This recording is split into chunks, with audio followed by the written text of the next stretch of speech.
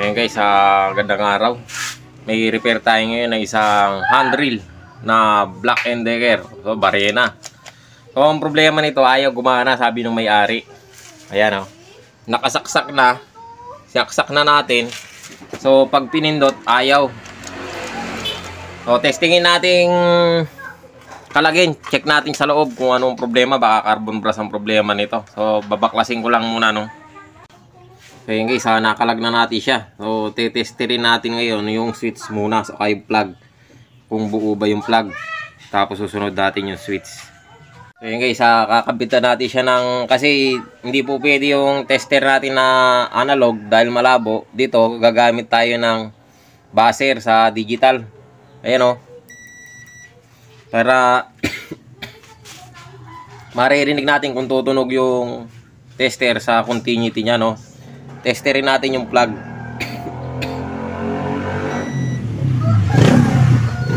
So ayan, tutunog siya oh.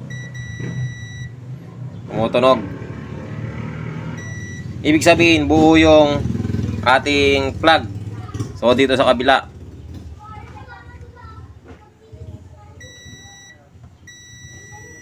So tumutunog siya, ibig sabihin buo. May contact. Buo yung plug natin. So ngayon, check natin tong carbon brass.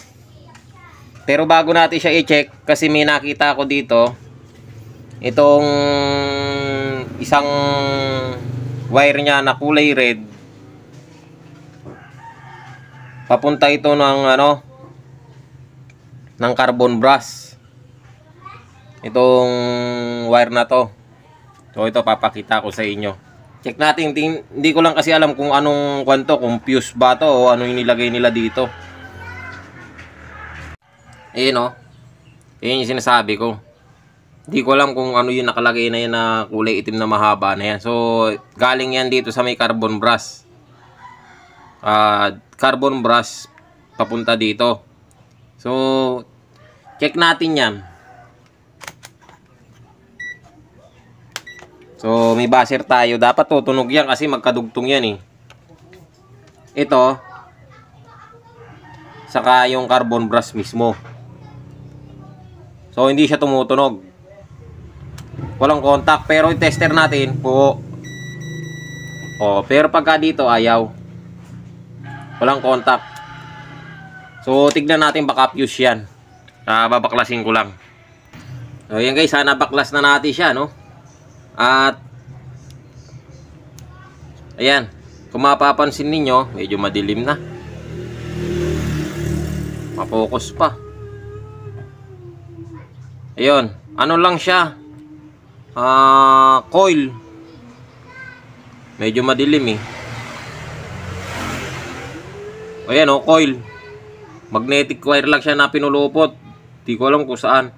Ngayon, yung dulo niya, putot pala, ayan o. Putol siya dito. Ayan o. Mapapansin ninyo. Putol. Ito yung karugtong. Nakakonect yan dito sa coil. So, idudugtong lang natin siya. Ayan o. Subukan natin. So, hihinangin lang natin. Tapos, testingin natin kung magkakaroon na siya ng contact. Na ano lang siya, parang nag-overheat ito eh. Parang naputol siya dahil hindi naman siya totally sunog talaga eh. Natanggal lang. Bumitaw siguro, sobrang init. Pagkakagamit So, ikukuha natin siya dyan. Ihinang. Tingnan natin kung obra. Ayan guys, hinangin natin. Lumipat na tayo ng pwesto. Madilim na doon. Ayun siya oh. Ano lang to? Parang fuse, pero di siya fuse eh. Coil, inductor. Ginamit na wire, manipis. Baka ano pa to ah.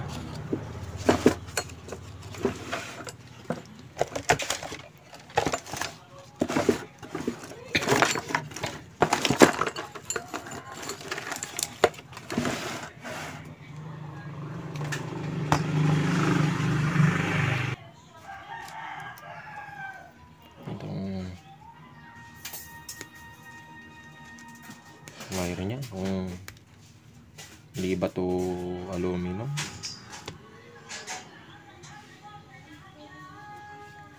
Nangin natin.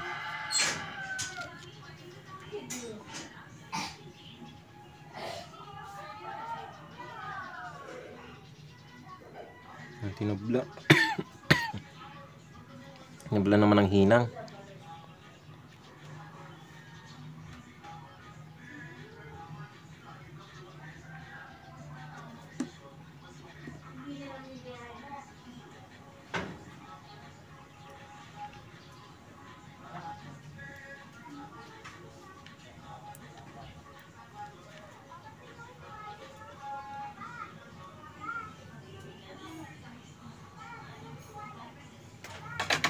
Na.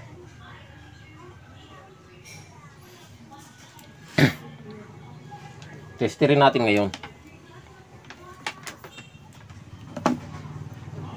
Ito na.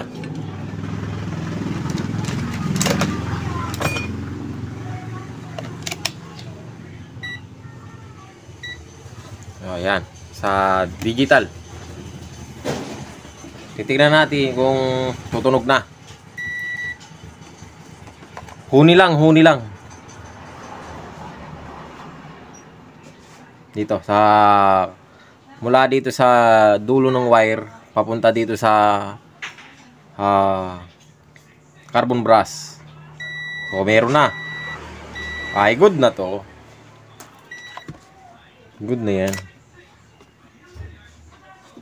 Ano lang siya talaga, naputol. Ngayon ito i-save natin.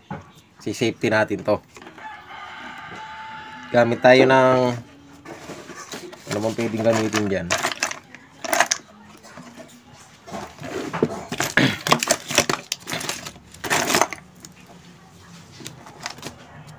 Ito malaki.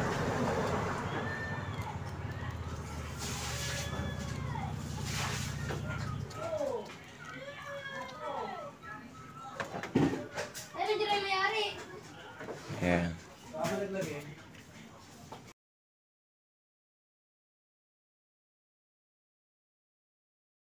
Nasunog. Eh, may-ari oh. Shout out kay Marvin. Ayun, kaya kinukuha na niya, hindi pa tapos. Oh. Tapusin na natin. Naputol yung wire. Dito sa parang pinaka-fuse niya, papunta dun sa carbon brass. Hindi carbon brass, no? Hindi.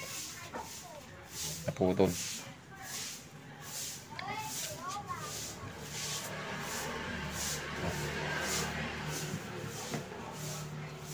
Tignan natin kung okay na to. Hindi sasabog.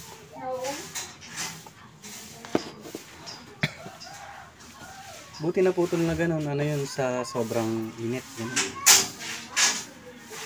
Siguro, sobrang gamit. Nag-overheat.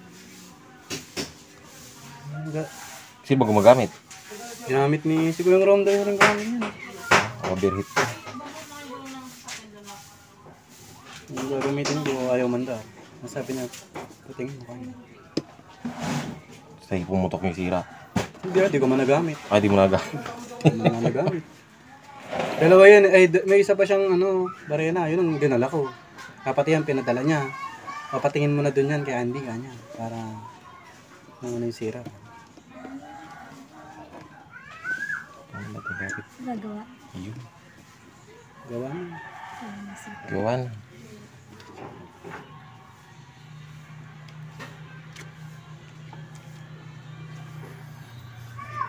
Okay guys, testing tayo. Kung hindi sasabog, ay kasana natin siya, naikabit na natin. So, testing. Ayun. Wonder na. Ayun.